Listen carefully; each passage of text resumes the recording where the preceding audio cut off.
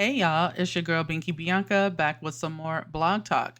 And today we're going to be talking about Dr. Umar and his estranged daughter. His daughter took to social media, she went on TikTok and made a video advising how she really doesn't have a relationship with Dr. Umar and that she also would like to get to know her sister, who is another child of his that somehow she doesn't have any relationship with, or he's never, brought them around each other or brought them together.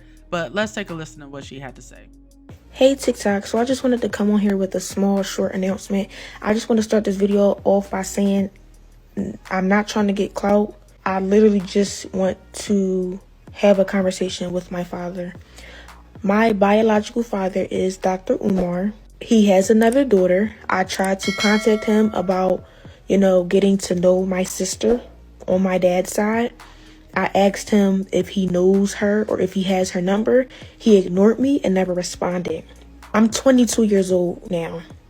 My dad has never been to anything important, no graduation, no birthday parties, nothing. He has not been in my life.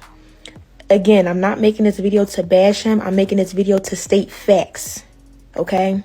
You can't get on Instagram and get on social media and portray to be an activist and talk about how black kings need to be with black women, but you're not even in your black woman's daughter's life. It doesn't make sense. You're being a hypocrite, and it's frustrating because I reached out to you. I reached out to you. I shouldn't have had to do that. I'm your daughter, but I'm smart enough and logical enough to know that you would never reach out to me because you don't have my phone number. And I'm pretty sure you wouldn't try to reach out to me because for what? I don't want anything out of you. I want nothing but a conversation. Forget the relationship. I really don't care too much about that at this point. I just wanted a conversation out of you and you shut me down. You ignored me. You should never be too busy for your daughter ever in life. So I just wanted to make this video to just try to, I guess, somehow find my sister on my dad's side. So if you see this, please reach out to me. Please DM me because I want to know who you are. Why do I have siblings out there that I don't know about? It's unfair. And deadbeat fathers is very common nowadays, especially in the black community, right? We all know Dr. Umar reps the black community or whatever, but you can't rep that if you're not even in your daughter's life. You moving backwards. You're moving backwards. It's not making sense. To the public, you look like this person, but in private, you a whole nother person. And I'm not bashing you. I just don't understand why you're ignoring me. I'm 22 years old and you have yet to be in my life. No graduations, no parties. When I get married, are you going to be at the wedding? Are you going to walk me down the aisle? Y'all, I have a stepdad who has been in my life since a little girl. He has been in my life. And I thank God for him because my biological father couldn't even do that, y'all. My biological father is not even on my birth certificate because when my mom had me, he left. And I do have a DNA test. My mission for this video, y'all already heard why I'm making this video. So if she can reach out to me, I would love that. I would love to have a conversation with you because you are my sister on my father's side that I have never met. I don't even know your name. I don't even know how old you are. I have a sister on my mom's side and I'm the oldest. I'm pretty sure that my sister that's on my dad's side, I'm probably older than her. I'm supposed to be guiding her. I'm supposed to be teaching her things because you as the father, you're not doing that. So let me do that as an older sister. But that's the end of this video. As I stated in the beginning of this video, I'm not trying to bash this man. I'm stating facts. Facts. And in the next clip, I will show y'all the screenshot of me trying to reach out to him and he ignored me after I asked him if he had my sister's phone number. So here you go. All right, and there you have it, straight from the horse's mouth. His daughter is not holding back. She is letting it be known that, hey, he hasn't been in my life like that, and he is actually a deadbeat father. If you want to really get into the terms of what this is, we're going to call a spade a spade. He talks all this black empowerment and the black community and black families, but he hasn't been there for his black family, the black family he created.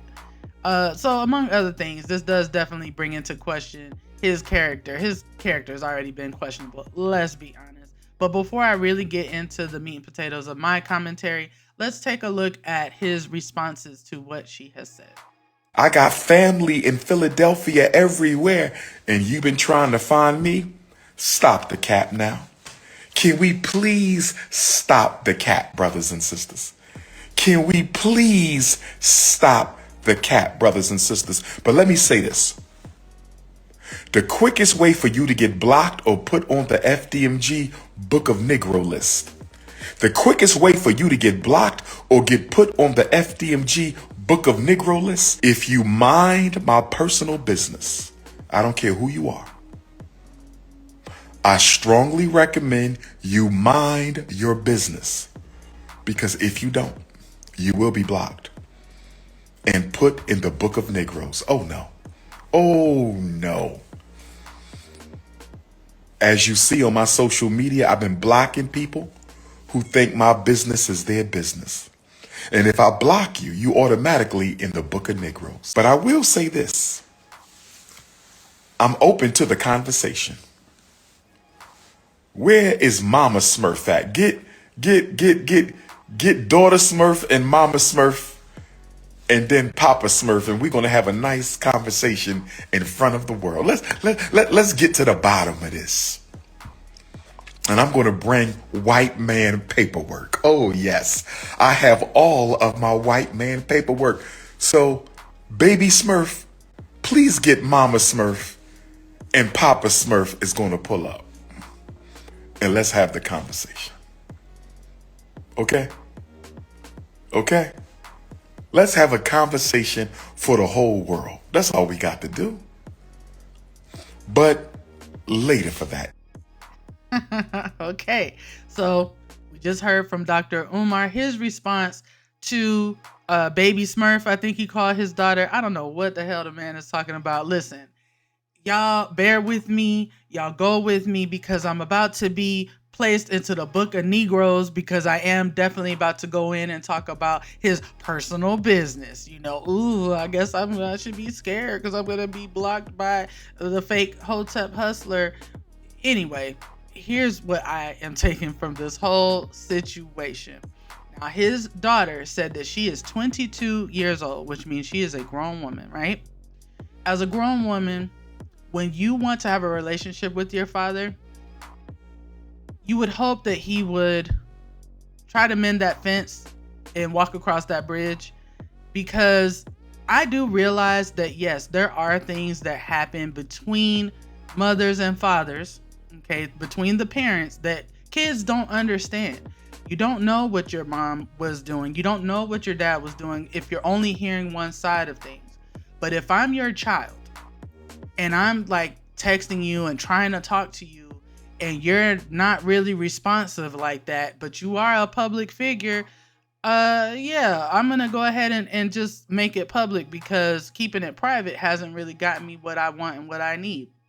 Now, a lot of people would say, well, she's inappropriate and that's her father and she shouldn't this and she shouldn't that. But listen, when it comes to Umar, and really any parent that's ignoring their child, I don't have a problem with them making it public.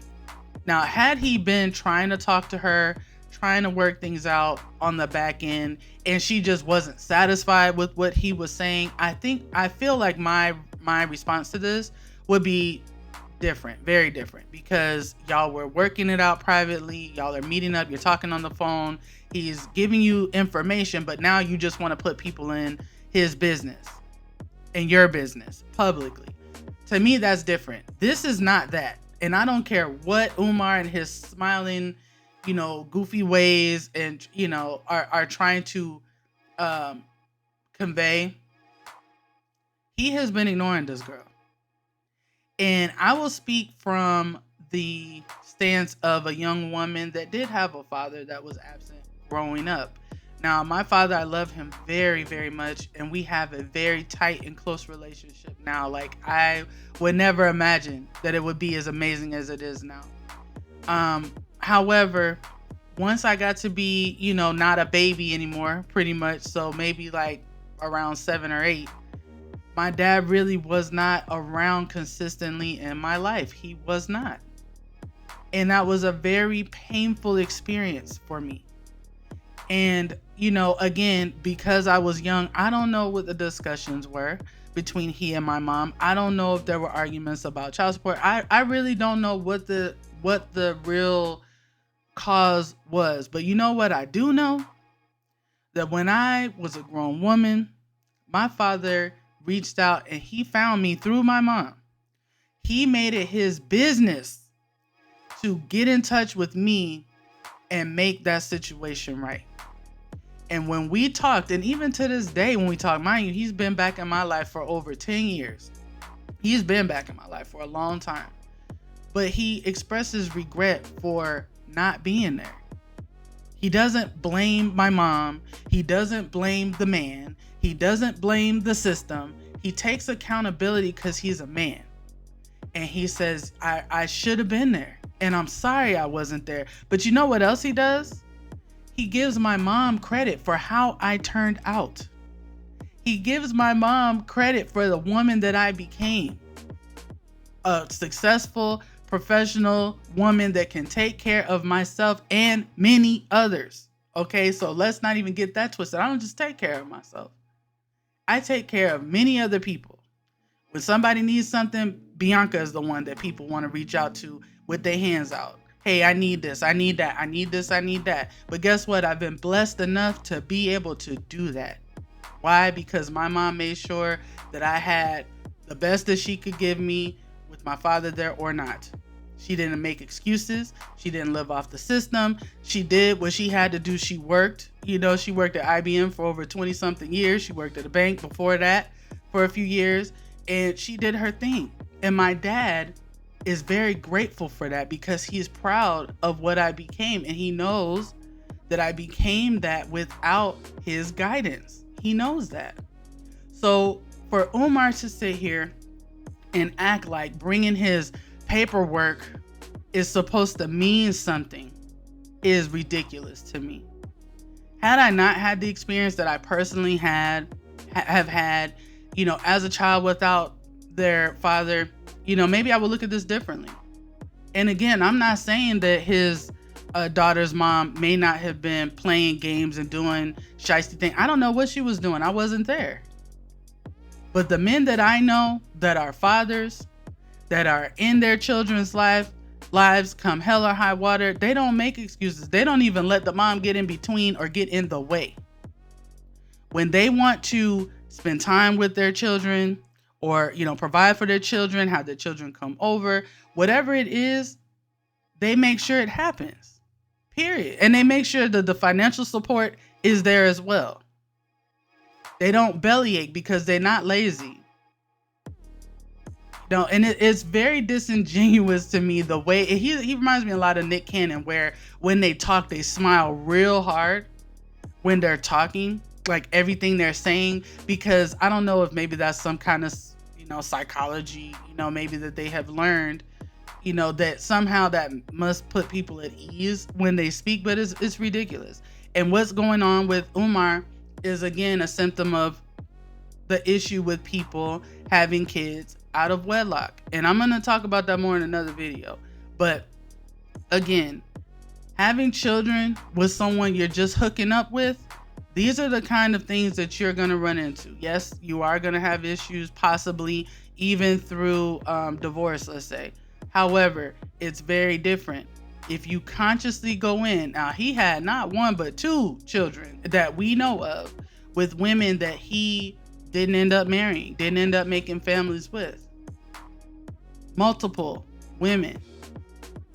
But he'll want to turn it around on the women. And a lot of the men that follow him will want to put it on the women. But aren't men supposed to lead? That's what I thought. I want a man that leads. Men that lead don't blame women for their choices. Men that lead. Men that lead learn from their mistakes. So if there's one baby that comes that I wasn't expecting, there won't be another one. Either I'm getting a vasectomy, or I'm always, you know, gonna have protected sex, you know, or we'll take care of it through other means, but there won't be any more. But for some reason with Umar, that just didn't happen. And, you know, I find it very interesting to me that he preaches all this stuff about the black family and black women. And this is how he's treating his child or his children. I mean, we don't know about the other daughter yet, what their relationship is. Maybe she'll come out, maybe she won't. But I find it interesting that he is on this crusade and not taking care of home. And he's been a shiesty person to me. He's definitely a Hotep hustler, in my opinion. Okay. I believe he is a Hotep hustler. He's fake. He's phony. He's crusty. He's rusty. And it amazes me how men have so much vitriol. They went in so hard on Dr. Cheyenne Bryant about her credentials, but quiet as a mouse when it comes to Dr. Umar Johnson. Not really saying a peep about, you know, his credentials, but not only that, this man has been getting money, millions, from the black community, and really has yet to show anything for it. Where's all the vitriol and the hatred for him? But y'all mad because Dr. Cheyenne Bryant was on Cam Newton's podcast talking about relationships. And y'all have 10,000 clips out there going in on her and going in on why she's single and not married and her age, this, that, and the third. But has she stolen anything from the black community? Has she stolen anything from you? Has she misled you? There's a lot going on around this situation. And I really wish that we could get real with ourselves and get to the root of the problems. There is some undiagnosed mental illness, okay, out in the podcast communities, out in the YouTube communities, in the black communities. You know, women, we are not perfect. We definitely be on our BS about a lot of things. We are not perfect. And I definitely will get on us when it is necessary. But I just find it really funny, you know, that with his track record, and even having, I think, like his GoFundMe or something got shut down recently. He has been hustling for years. And y'all keep platforming this man, and y'all keep giving him money, and nothing to show for it. And now his child is even coming out on top of everything that's already been questionable about this man. Now, one thing I will say about Dr. Umar is he's a very good speaker. He is very persuasive. He has some very good points. He's intelligent. I have watched him before, especially on the Breakfast Club, a couple of times where I've literally been like, yes, like he is right on with everything that he is saying. Like I felt that he moved me with his words, with his fire. So I understand how people can be moved by him, just like a preacher. He's a Hotep hustler, though. He's just the Hotep version of a crooked preacher, to me, in my opinion. Because your words do move people, and we feel things when we hear you. But your child is sad. And honestly, I can say, going back to my situation with my dad, my mom had actually seen him walking down the street one time, just randomly, when I was in my 20s. And she was so excited. She was on the phone. She was going to visit her friend, and my dad lived near her friend, and he was like walking up the block to go somewhere. And she pulled over and was excited, like, oh my God, like I haven't seen you in forever. Called me on the phone, and she's like, Bianca, guess who I have with you? I mean, guess who I have with me? Guess who I'm with? You will never believe it. And I was like, who? And then she put my dad on the phone. And my dad said, hello. And there's a way that he says hello. His voice, I burst into tears. Like boo-hoo crying. Like a baby. Like I couldn't even speak. It was such an emotional moment for me because at that point, I probably was about 22 myself. I was probably around that young girl's age, maybe 21, 22. At that point, I hadn't seen my dad or talked to him probably since I was about 16 or so, maybe 17, 16, 17. So it had been a few years, and I didn't know if he was dead or alive. I didn't know if he loved me. It was just another, piece of like, I just don't know what it is about me that he just doesn't want to talk to me. He doesn't want to know if I'm okay. So when I heard his voice, I cried like a baby. And he handed my mom back and he just kept saying, "I'm so sorry. I'm sorry, baby. I'm sorry." And I just sat there crying. Like, I could not talk to the man. Like, I was choked up. And he handed the phone back to my mom. And she was like, and he was like, "I'm sorry." He handed the phone. And my mom was like, "Bianca, are you okay?" And I'm just like, yeah, I'm okay. Whatever. I was like, "It's fine. I'm happy to hear from him. Whatever. I just don't know what to say." And she was like, "Well, I'm sorry. I wasn't trying to upset you. Like, I was excited that I saw him.